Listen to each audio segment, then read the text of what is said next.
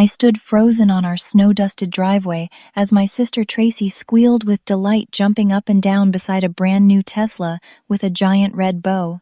My parents beamed with pride, while I clutched my small gift bag containing a lottery ticket worth $3 million that I'd planned to surprise them with. The contrast couldn't have been more stark. Tracy got a luxury vehicle worth more than my annual salary. I got a half-hearted hug and my father's distracted pat on the shoulder. When Tracy dangled the keys in my face with that smug smile, something inside me snapped. Their perfect family of 3 didn't include me, and in that moment, I decided it never would again. The favoritism wasn't new. I'd spent 32 years watching my younger sister receive the lion's share of everything our parents had to offer while I made do with the scraps of their attention and resources. I remember my 10th birthday party, which consisted of a small cake from the grocery store and a new backpack for school. 2 months later, Tracy turned 5 and got a professionally decorated princess party with a bouncy castle pony rides and a mountain of gifts that took hours to open. When I asked why my celebration had been so modest in comparison, my mother simply said, "You're the responsible one, Cecilia. You don't need all that extravagance." That explanation became the refrain of my childhood. Tracy needed the new clothes because she was sensitive about her appearance. Tracy deserved the bigger bedroom because she needed space for her creativity. Tracy got the newest computer for high school while I used a hand-me-down because I was already so good with technology and didn't need the fancy features. College marked the starkest difference in our treatment. I worked 2 jobs while maintaining a full course load, accumulating student loans that would follow me for decades. Meanwhile, Tracy attended an expensive private university with all expenses covered by our parents. She changed her major 3 times, took 6 years to graduate, and still had the audacity to complain about the pressure she was under. "We're so proud of how independent you are," my father told me when I graduated, as if my independence had been a choice rather than a necessity born from their neglect. Despite it all, I maintained a relationship with my family. I showed up for holidays and birthdays. I called my mother weekly. I helped my father with his taxes. I kept hoping that eventually they would see me, truly see me, and realize I was worthy of the same love and support they lavished on Tracy. Now at 32, I've built a decent life for myself. I work as a financial advisor at a reputable firm in Boston. I live in a modest 1-bedroom apartment that I've decorated with care. I drive a reliable but aging Honda that I purchased used 5 years ago. I'm still paying off my student loans, but I've managed to save a small emergency fund and contribute to my retirement account every month. Tracy, on the other hand, works at our father's construction company, in a position he created specifically for her. Her business cards say creative director, but as far as I can tell, her job consists of occasional social media posts and ordering lunch for meetings. Her salary, I recently discovered, is nearly double mine, despite my years of education and professional certifications. The lottery ticket in my purse was meant to be my grand gesture. Every year since I turned 21, I've purchased a ticket for my parents as part of their Christmas gift. I always use the same numbers: my mother's birthday, my father's birthday, and their anniversary date. In 11 years, we've never won more than $20. Until now.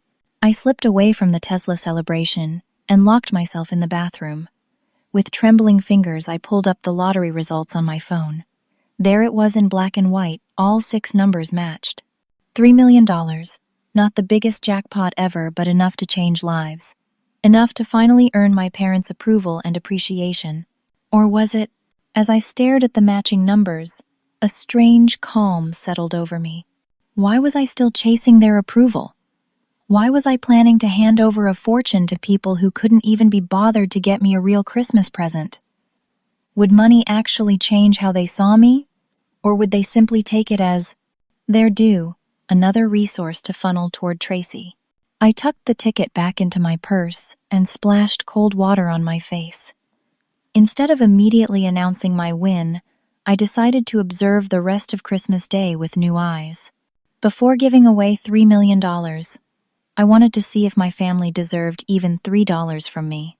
When I returned to the living room, Tracy was sitting in the driver's seat of her new Tesla, adjusting mirrors and exploring the touchscreen, while our parents hovered nearby, pointing out features with the excitement of children with a new toy. "There you are, Cecilia," my mother called when she noticed me. "Isn't this wonderful? Tracy deserves something special after all her hard work this year." I forced a smile. "It's quite a gift. How much does a Tesla like this cost anyway?" My father puffed up proudly. "This Model S Performance runs about $85,000. Only the best for our little girl." The figure hit me like a physical blow. $85,000. More than my parents had contributed to my entire education. More than I had managed to save despite years of careful budgeting. And they had spent it on a luxury vehicle for my 27-year-old sister who lived rent-free in their guest house and already had a perfectly functional car. Wow was all I could manage. "I know it seems extravagant," my mother said, misreading my reaction as admiration rather than shock. "But your father got an excellent deal through a client connection." Tracy emerged from the car twirling the key fob around her finger. "Want to go for a spin, sis? I'll let you experience that 0 to 60 in 3.1 seconds. Her tone made it clear this was less an invitation and more an opportunity to flaunt her new status symbol. "Maybe later," I said.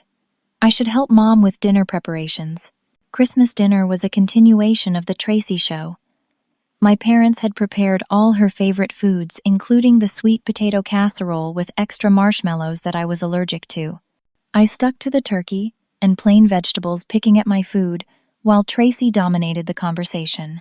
"I have an announcement," she said halfway through the meal, tapping her wine glass with a spoon as if we weren't already all paying attention to her.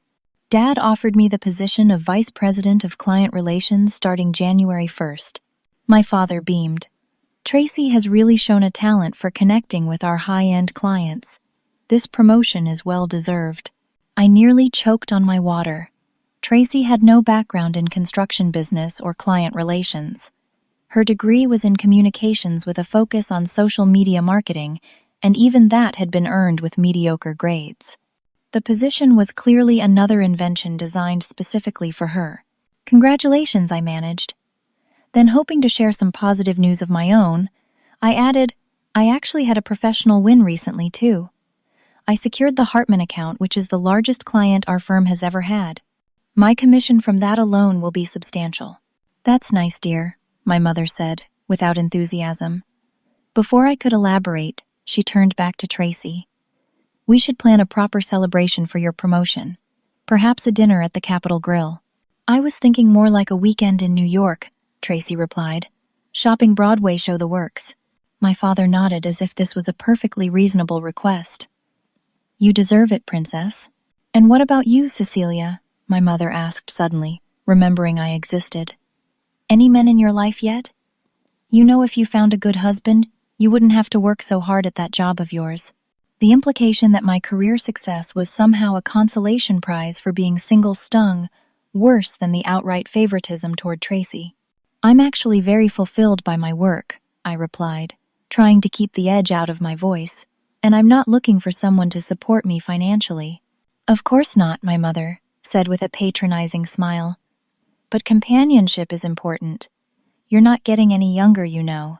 After dinner, I volunteered to help with dishes, while Tracy and my father went back outside to take photos with the Tesla for her social media. In the kitchen, I heard my mother on the phone with her sister, my Aunt Patricia. "Yes, Tracy got the Tesla." "She was absolutely thrilled," my mother gushed. "No, we didn't get anything extravagant for Cecilia. You know how practical she is. Besides, she's doing fine on her own. It's Tracy who needs the boost of confidence." I moved quietly toward the doorway, intending to slip away before I heard more. But my mother's next words stopped me. "It's just disappointing, you know. Cecilia has always made such safe choices. Good grades, sensible career, modest apartment, nothing exceptional. At least Tracy dreams big and takes risks. Sometimes I wonder where we went wrong with Cecilia. She just seems so ordinary." The casual cruelty of her assessment left me breathless. I had built my life on the values they claimed to respect: responsibility, hard work, independence. Yet here was my mother lamenting those very qualities as failures. I was about to turn away when I heard Tracy enter through the back door. "Is Cecilia still moping about the car?" she asked my mother. "She's always been jealous of you, honey. Don't take it personally." Tracy laughed. Well, she should be jealous. But it's not my fault she's the family charity case. Lower your voice, my mother cautioned. We agreed we wouldn't discuss the trust fund in front of her. You know your father started it for you when you were just a baby.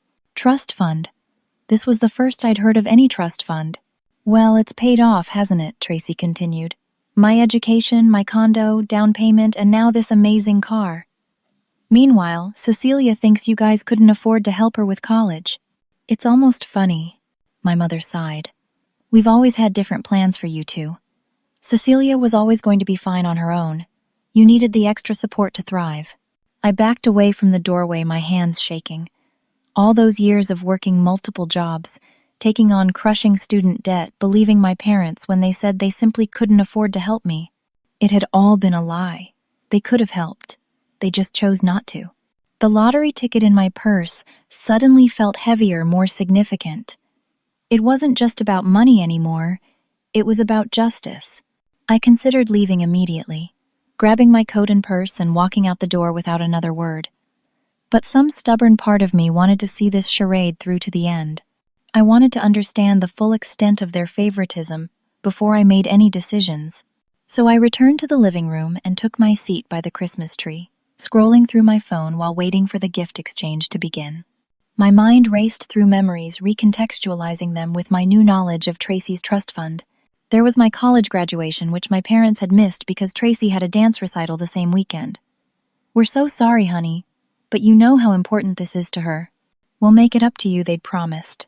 They never did.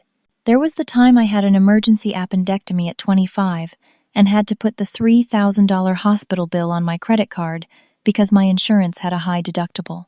When I'd asked my parents if they could help, they'd claimed finances were tight because of business expenses. That same month, Tracy had undergone elective cosmetic surgery, a nose job she'd wanted since high school. They had covered the entire cost without complaint. There was my 30th birthday, which they had forgotten entirely because they were on a cruise with Tracy to celebrate her completing a 3-month stint at a job before she quit to find her passion. The gift exchange began when my parents and Tracy returned to the living room. My mother played Santa, distributing presents from under the tree. I received a generic scarf in a color I rarely wear and a bath set from a drugstore. Tracy, already the recipient of an $85,000 vehicle, received additional gifts: designer, clothing, expensive jewelry, and the latest iPhone to complement her new car. I had spent months selecting gifts for each of them. For my father, a rare first edition of his favorite author's most celebrated work, which I'd tracked down through a collector friend. For my mother, a custom photo album I'd created featuring restored versions of old family photographs that had been damaged in storage. For Tracy, despite everything, a pair of tickets to her favorite musician's upcoming concert. They opened my carefully chosen presents with polite but muted enthusiasm. This is thoughtful, Cecilia, my father said of the book, barely glancing at the author's signature on the title page. My mother paged through the photo album, quickly commenting that some of the pictures made her look older than she liked. Tracy seemed genuinely pleased with the concert tickets until she realized they weren't VIP passes with backstage access. When it was my turn to give my parents their joint gift, I hesitated. I had planned to give them the lottery ticket dramatically, revealing that their responsible daughter had just made them millionaires. Now that gesture seemed hollow, even self-defeating. Instead, I handed them a small gift bag containing a modest gift card to their favorite restaurant. Oh, my mother said, poorly concealing her disappointment at the modest amount. This will be nice for lunch someday. My phone buzzed with a text message. It was from Jake, my closest friend since college. How's the annual Christmas show going? Has Tracy been crowned Queen of the Universe yet? Despite everything, I smiled. Jake had witnessed my family's dynamics for years and had always encouraged me to establish healthier boundaries. He was the one person who consistently saw my worth when my family overlooked it. Worse than usual, I typed back. She got a Tesla. I got a scarf. And emotional damage. Want me to come rescue you? I make an excellent getaway driver. Tempting. Very tempting. Our exchange continued intermittently throughout the afternoon, providing me with small moments of genuine connection amid the emotional minefield of family Christmas. Jake and I had a complicated relationship that straddled the line between friendship and something more. We'd almost crossed that line several times over the years, but always pulled back, neither of us quite ready to risk the solid foundation we'd built. As the evening wound down, my father cornered me in the hallway while I was putting on my coat, preparing to leave. "Cecilia, I wanted to talk to you about something important," he began, his tone oddly hesitant. "Your sister is furnishing her new condo, and she needs to make a good impression with her new executive role." I nodded, already sensing where this was heading. The furniture she selected is quite high-end, as befits her position, but there's been a slight issue with financing. I was wondering if you might be able to help her out with a loan. Just temporarily, of course. I stared at him, momentarily speechless. Just hours earlier, I had mentioned my struggle with student loan payments during a rare moment when someone had asked about my life. And now my father was asking me to finance Tracy's luxury furniture. "How much does she need?" I asked, curious to hear the figure. "Around 20,000 should cover it," he replied casually, as if requesting pocket change. "She can pay you back once her year-end bonus comes through." $20,000. More than half my annual take-home pay. Money that would make a significant dent in my student loans, or could be the down payment on a home of my own instead of my rented apartment. "I'll have to think about it," I said finally. "My finances are pretty tight right now." My father's expression hardened slightly. "Family helps family, Cecilia. Your sister would do the same for you. Except she wouldn't." We both knew that.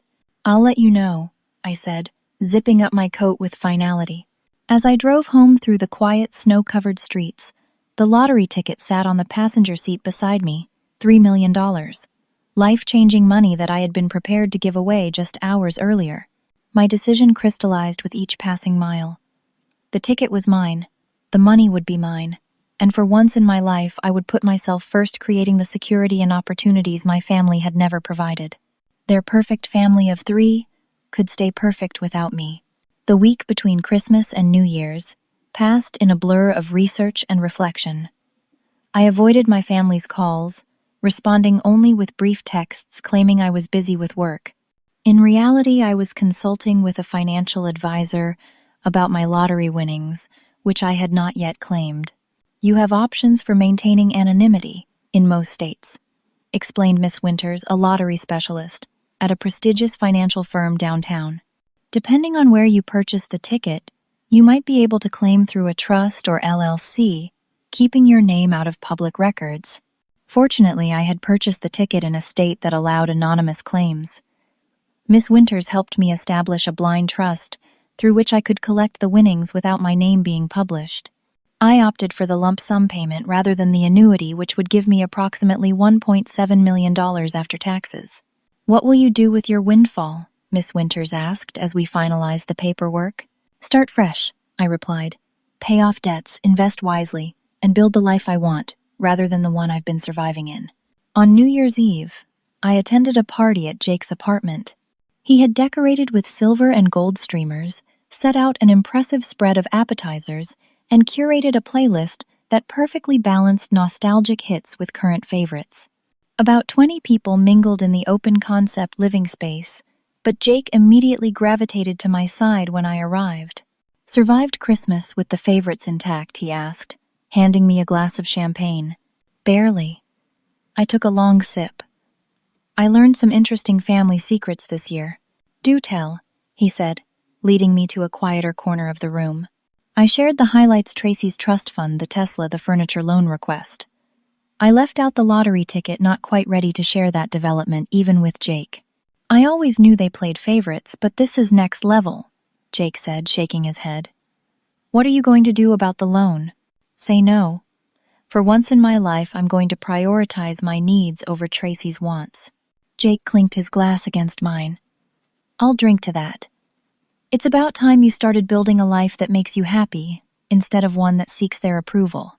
"And what would that life look like?" I asked, suddenly curious about how he saw me. His expression softened. "You'd be doing work you love, but with boundaries. You'd have a home that's truly yours, not just a place to crash between shifts.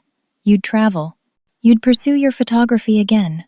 He paused, then added quietly, "You'd be with someone who sees how extraordinary you are, instead of trying to convince people who are determined to miss it."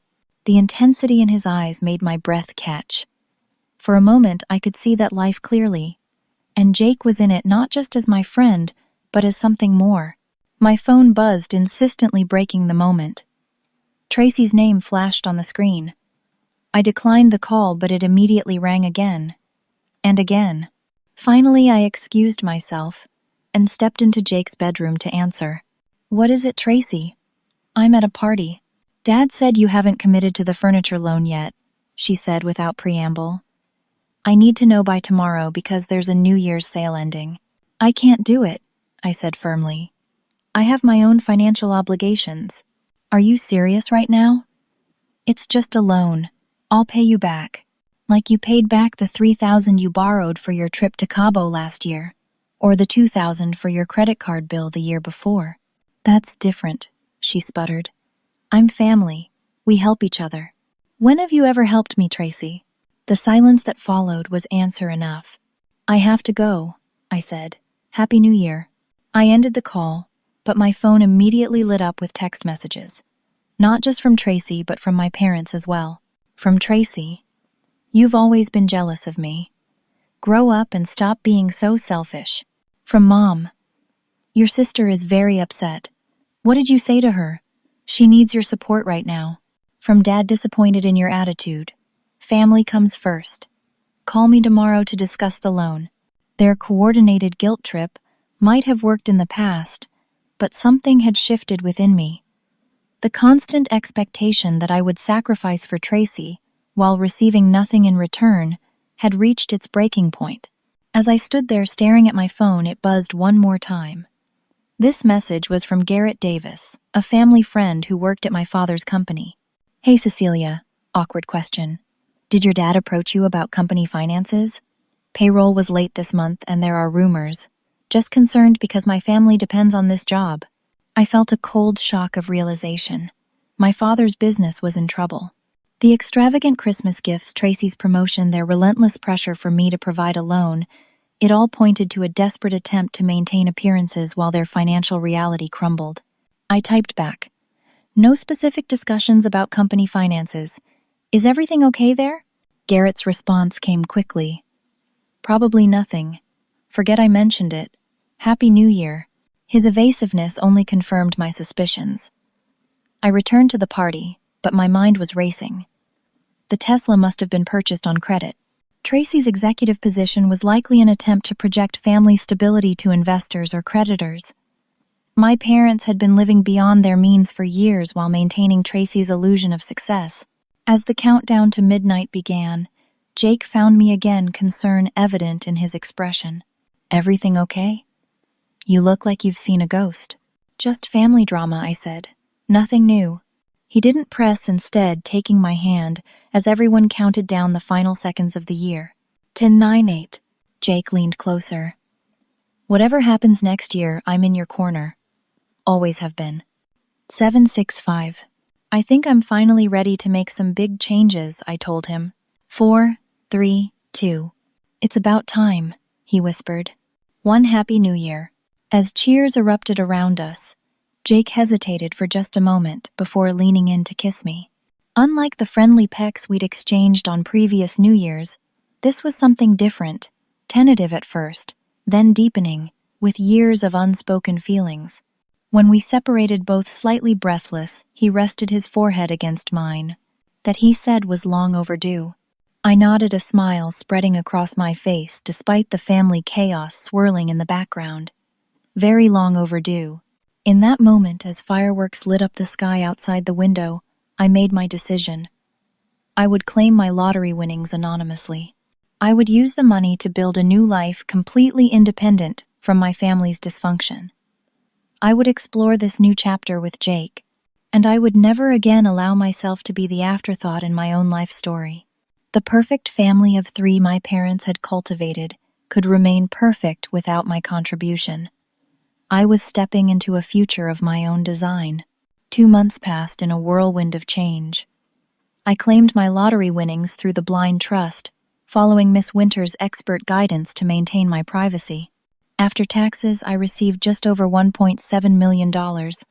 Not enough to live extravagantly for life, but enough to transform my financial reality, if managed wisely. My first actions were practical. I paid off my student loans and credit card debt, purchased a modest but charming two-bedroom condo in a neighborhood I'd always loved, and established a diversified investment portfolio for long-term growth. I didn't quit my job. I enjoyed my work and the structure it provided, but I did negotiate for more flexible hours and the ability to be selective about my clients. Throughout this transition, I maintained minimal contact with my family. I declined their invitations to Sunday dinners and ignored their increasingly frequent requests for small loans. I didn't cut them off completely, but I established firm boundaries for the first time in my life. My relationship with Jake evolved naturally from friendship into something deeper. We took things slowly, mindful of the precious foundation we'd built over years.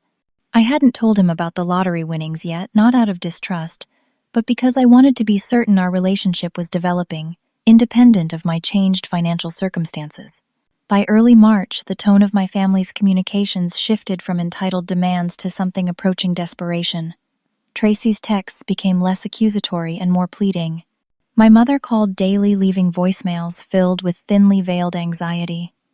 My father, who had initially responded to my boundaries with cold silence, began sending emails discussing family matters requiring urgent attention. Finally, they orchestrated a family dinner under the pretense of apologizing for Christmas. The invitation came from my mother, her voice uncharacteristically humble on the phone. "We've been thinking about how we treated you, Cecilia," she said. "We want to make things right. Please come to dinner on Saturday."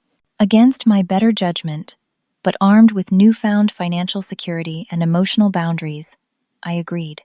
I arrived at my parents' house at exactly 6 o'clock, noting immediately that something was different. The driveway was empty of Tracy's Tesla.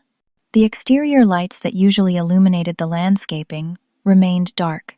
Even the seasonal wreath that my mother religiously updated each month was missing from the front door. My father answered my knock, his smile strained. "Cecilia, thank you for coming." He hugged me briefly, the gesture awkward and unfamiliar. Inside, the house felt subdued. My mother emerged from the kitchen wearing an apron instead of her usual dinner party attire. Tracy sat at the dining table, her expression a mixture of resentment and dejection. "Where's your car?" I asked her, genuinely curious. "It got repossessed," she answered flatly. "Along with my dignity."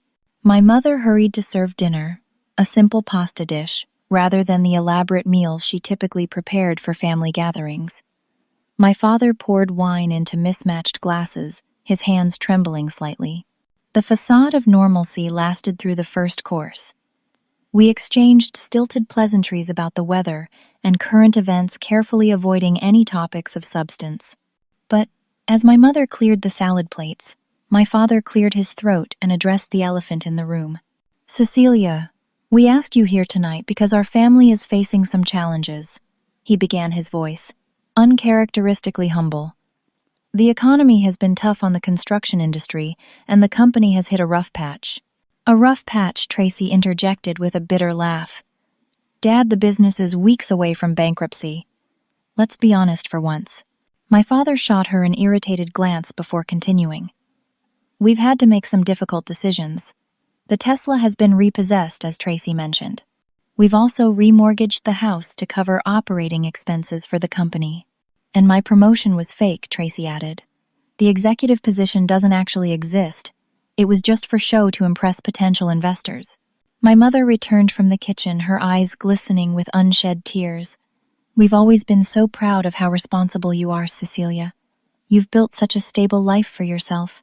The irony of her suddenly valuing the very qualities she had dismissed at Christmas was not lost on me. "What exactly do you want from me?" I asked, though I already knew the answer. My father leaned forward, desperation evident in his expression. "We need a loan to save the business, just until we can secure new contracts and stabilize cash flow." "How much?" $200,000, he replied. "I know it's a lot, but you've always been good with money. Your credit score must be excellent.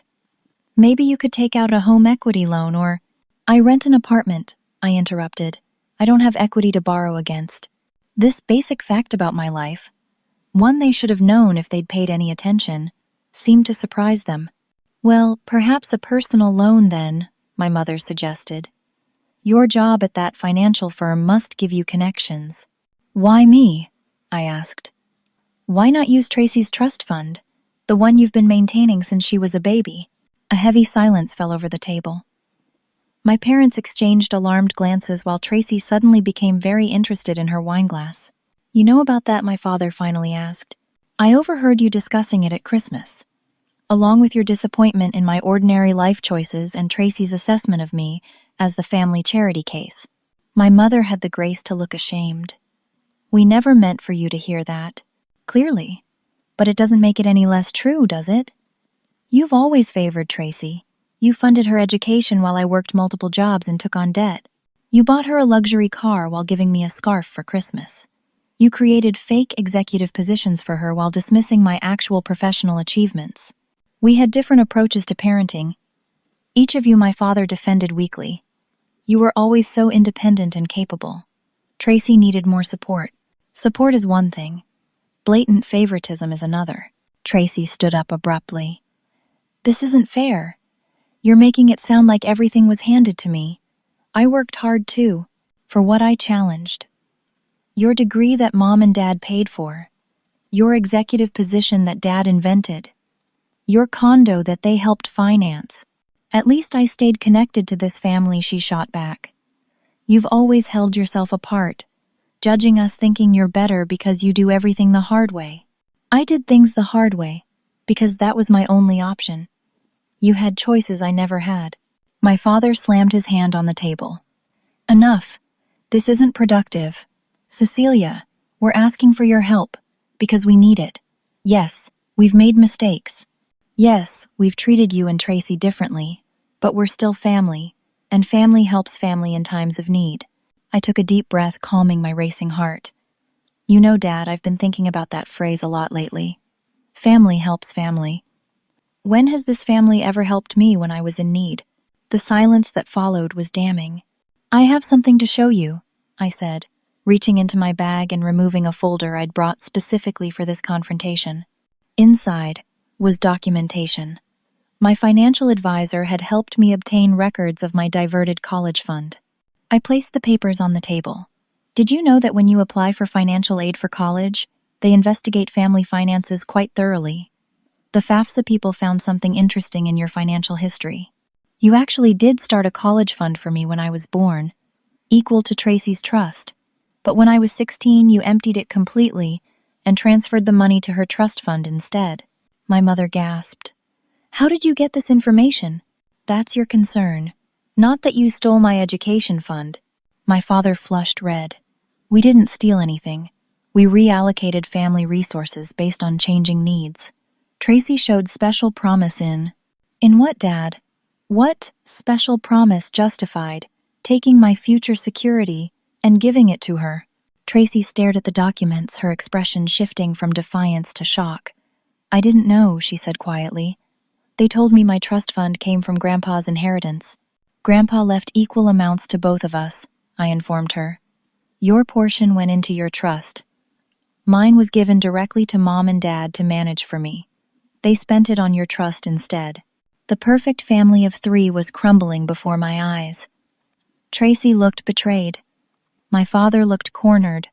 My mother looked devastated. And I surprisingly felt calm. I won't be providing a loan, I said, standing up.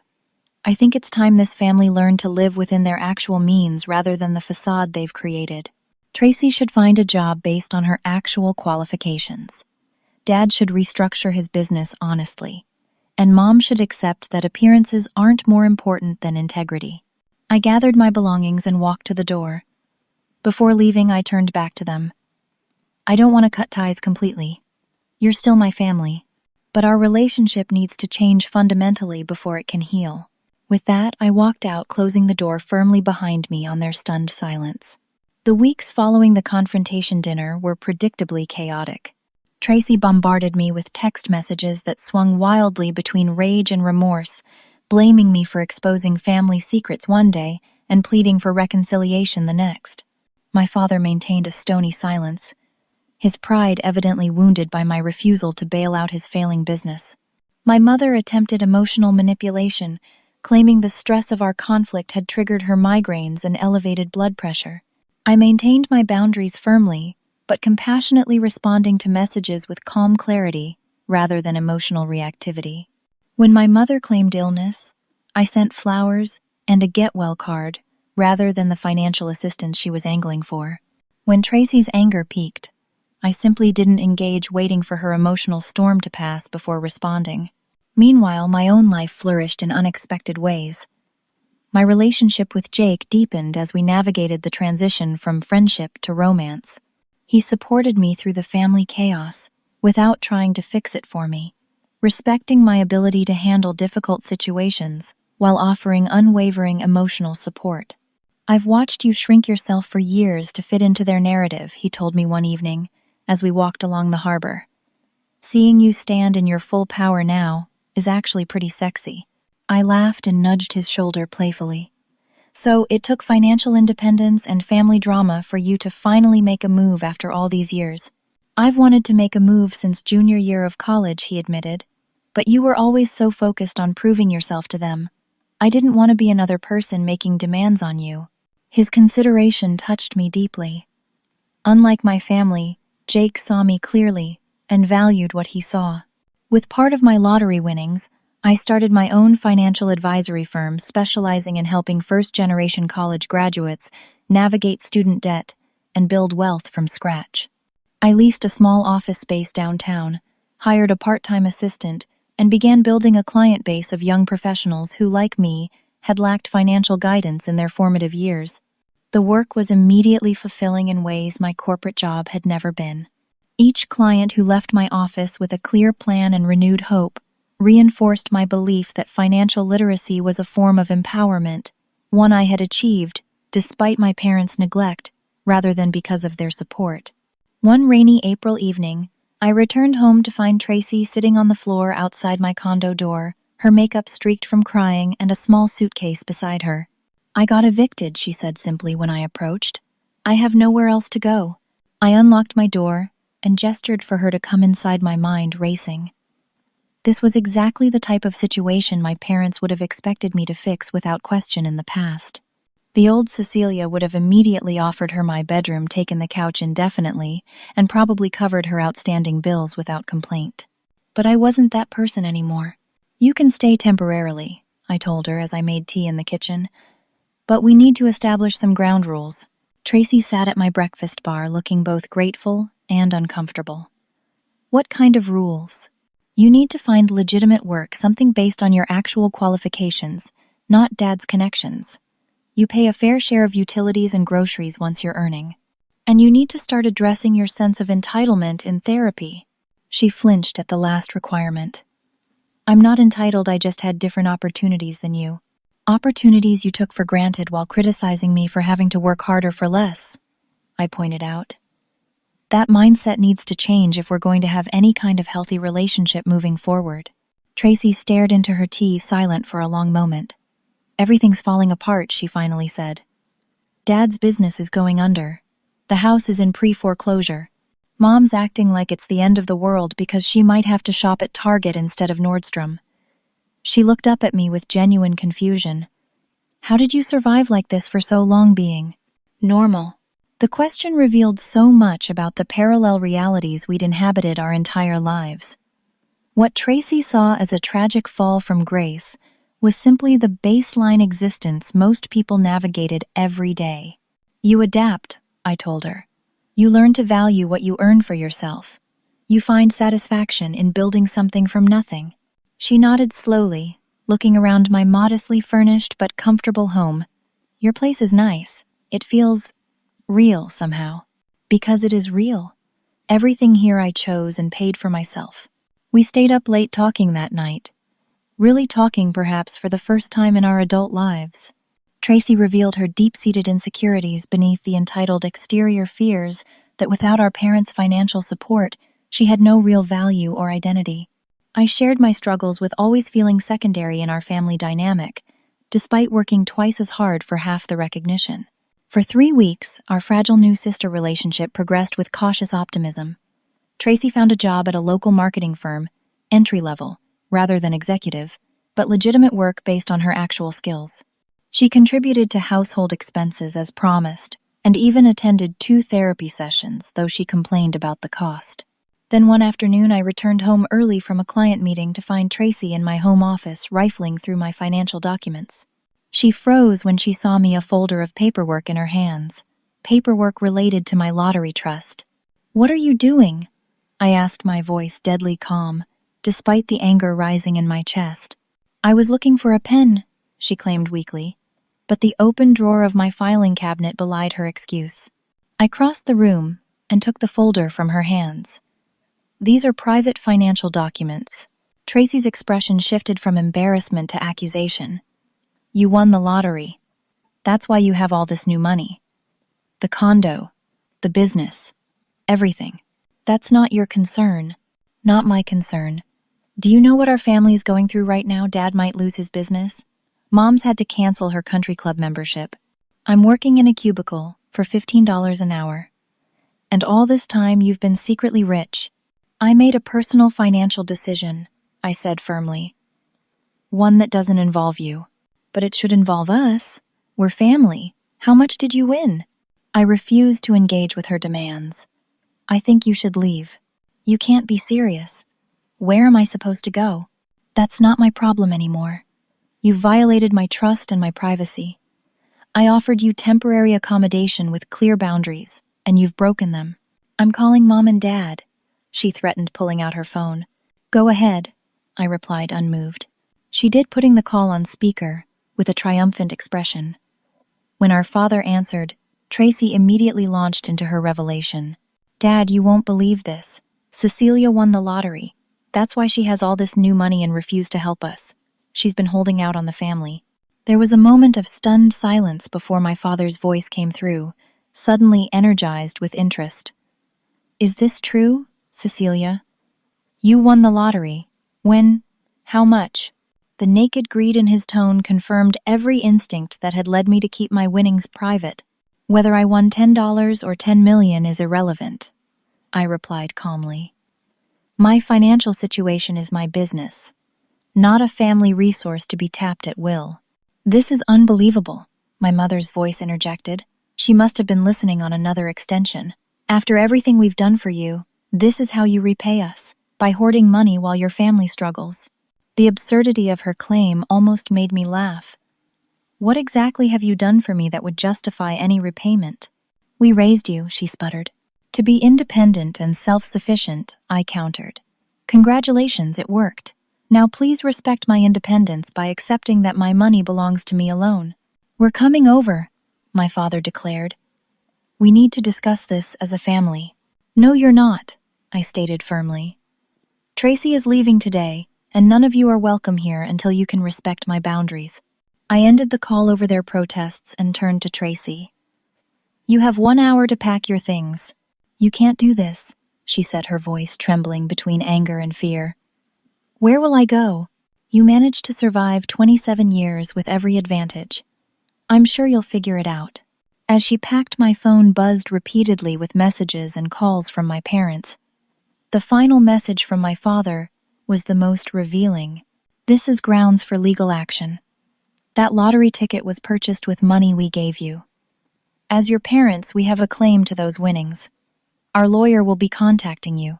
It was a complete fabrication. I had purchased the ticket with my own money, as I did every year. But the threat cemented my decision. This wasn't a temporary family disagreement. This was a fundamental breach that would require significant changes before healing could begin. After Tracy left, I contacted my own lawyer to protect myself from their desperate claims. Then, I called Jake. "They found out about the lottery," I told him when he answered. "How bad is it?" "Bad. They're threatening legal action to claim the money is partially theirs." He sighed. "I'm sorry, Cecilia, but not surprised. Want me to come over?" "Please."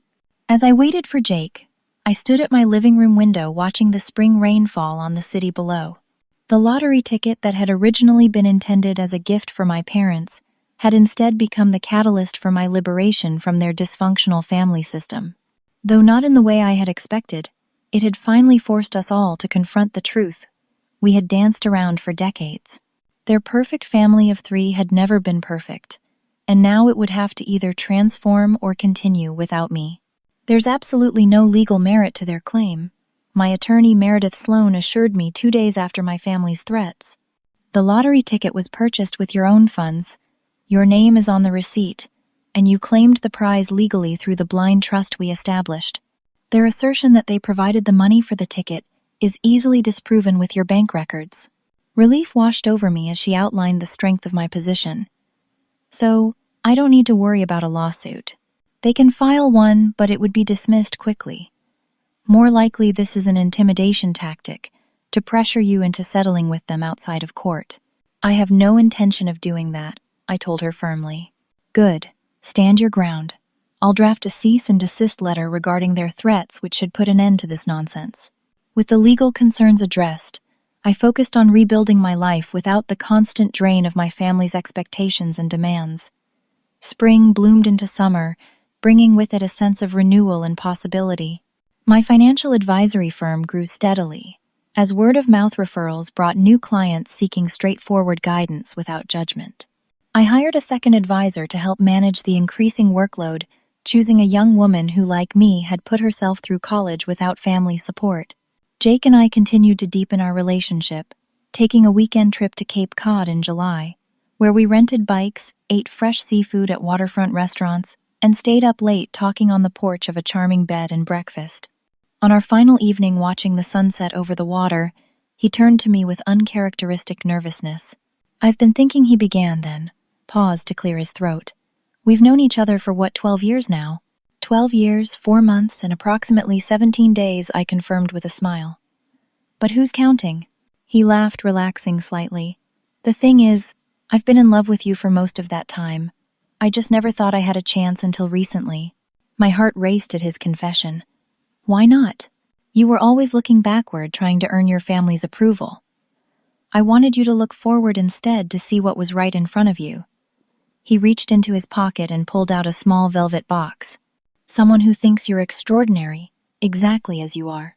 He opened the box to reveal a simple but elegant diamond ring. I don't want to rush you, and we can have as long an engagement as you want. But I know with absolute certainty that you're the person I want to build a life with. Will you marry me? Tears welled in my eyes as I nodded. Yes. Absolutely yes. As he slipped the ring onto my finger, I felt a sense of rightness that had eluded me throughout my life, of seeking external validation. This was what genuine love felt like, being chosen by someone who saw me clearly and valued what they saw. In August, I received an unexpected email from my father. The cease and desist letter from my attorney had effectively ended their legal threats, and they had maintained a sullen silence for weeks afterward. The email's subject line read simply, "Meeting request." "Cecilia," it began formally, "your mother and I would like to meet with you to discuss recent events. No lawyers, no threats, just conversation. Please let us know if you would be willing to hear us out." I showed the message to Jake, who raised a skeptical eyebrow. "Are you going to go?" "I think so," I said after consideration. Not to re-establish the old dynamic, but to see if there's any possibility of building something new. We arranged to meet at a neutral location, a quiet cafe downtown, rather than either of our homes. When I arrived, I found not only my parents, but Tracy as well. The 3 of them seated at a corner table, looking uncharacteristically subdued. "Thank you for coming," my father said, as I took the seat across from them. My mother nodded stiffly, her usual perfect appearance somewhat diminished. Tracy wouldn't meet my eyes. "I agreed to listen," I said. "That's all I'm promising." My father cleared his throat. "First, I want to apologize for the legal threats. That was inappropriate. We were desperate and lashing out." "Desperation doesn't justify attempted extortion," I replied calmly. "You're right," he conceded, surprising me. "There's no excuse. But there is context I'd like you to understand." He went on to explain that his business had been struggling for years, propped up by increasingly risky financial maneuvers and mounting debt. The facade of success they'd maintained Tracy's lifestyle, their home renovations, the luxury car had been built on quicksand. "We've had to face some hard truths," my mother interjected. "The business has filed for bankruptcy. We're selling the house and moving to a condo. Tracy is." She glanced at my sister. "I'm working retail management now," Tracy said, finally looking up, "at Madison Home Furnishings. It's actually not terrible. I'm good at it. The point is," my father continued, "we've been forced to re-examine many aspects of our lives, including how we've treated you over the years." And I prompted when he paused. "And we were wrong," my mother admitted, the words seemingly difficult for her to voice. "We favored Tracy. We diverted your college fund. We dismissed your achievements while celebrating hers. We convinced ourselves it was justified because you were more naturally capable, but that was just an excuse for our behavior." I sat in silence, absorbing their unprecedented acknowledgement. "We're not asking for money," my father added quickly. "That's not why we wanted to meet. We're asking for a chance to try again. To be the parents you deserved from the beginning." I studied their faces, searching for signs of manipulation or insincerity, but all I found was exhaustion, humility, and what appeared to be genuine regret. "I'd like to believe that's possible," I said carefully. "But words are easy. What specifically are you proposing?" They exchanged glances before my father responded. "We'd like to start with family counseling, all four of us, to understand the patterns that led us here and learn how to relate to each other in healthier ways." It was the last suggestion I would have expected from them, and its unexpectedness lent it credibility. "I'm willing to try that," I agreed, "with conditions. The counseling must be with a licensed professional that I help select. You must commit to at least 6 months of regular sessions, and we maintain clear boundaries outside of those sessions while we work through this process." "That's fair," my father nodded. "And there's something else," I added, looking directly at Tracy. "I'm willing to offer you a one-time gift to help with your transition to independent living. Not a loan, a gift, but only if you also commit fully to the counseling process." Her eyes widened in surprise. "You would do that after everything?" "I'm not doing it for the old Tracy. I'm doing it for the person you're trying to become." Over the following 6 months, our family sessions with Dr. Reynolds, a compassionate but direct therapist specializing in family systems, revealed layers of dysfunction that had been invisible to us while we were entrenched in them. We learned that my parents had projected their own dreams of freedom and creativity onto Tracy, while expecting me to embody their values of stability and responsibility. Tracy discovered that beneath her entitlement lay deep insecurity about her abilities to succeed without extraordinary support. I confronted my persistent belief that exceptional achievement was the only path to worthiness. The process wasn't linear or easy.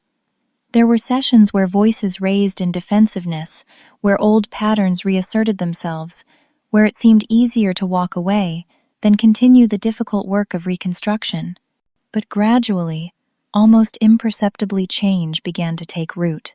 My father found a position with a former competitor, working for someone else for the first time in 30 years.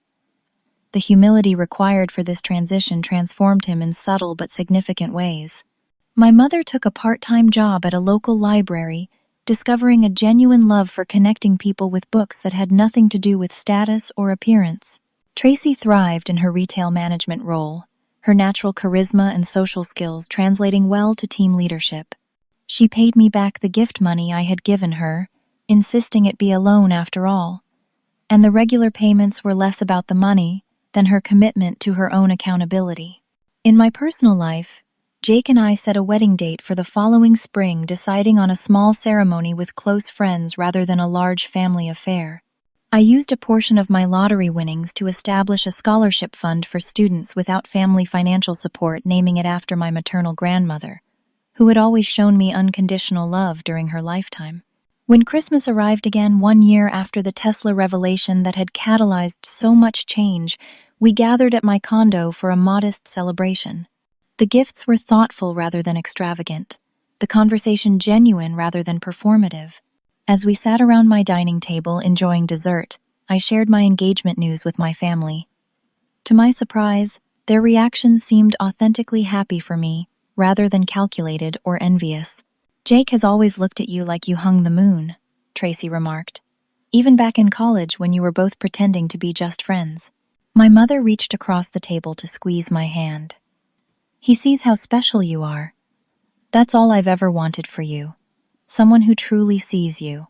He's not the only one, I replied, meeting her eyes meaningfully. After they left, I stood at my window watching the snow fall, reflecting on the incredible journey of the past year. The lottery ticket that had originally been intended as a desperate bid for my parents' approval had instead funded my independence from their validation. The money had changed my circumstances, but the real transformation had come from finally recognizing and asserting my intrinsic worth. The perfect family of 3 my parents had cultivated had never been perfect.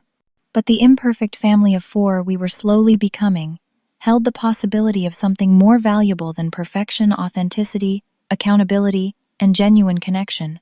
As I fingered the engagement ring on my hand, I realized that the greatest win hadn't been the lottery at all. It had been finding the courage to stand in my truth, to establish healthy boundaries, and to build a life centered on my own values rather than others' expectations. That was a jackpot no amount of money could match. Have you ever had to stand up to family expectations that were holding you back? What did it take for you to finally prioritize your own needs? I'd love to hear your experiences in the comments below. Remember to like this video if my story resonated with you, subscribe for more real-life journey narratives, and share with someone who might need encouragement to set healthy boundaries. Thank you so much for listening to my story, and I hope it helps you find the courage to create the life you truly deserve.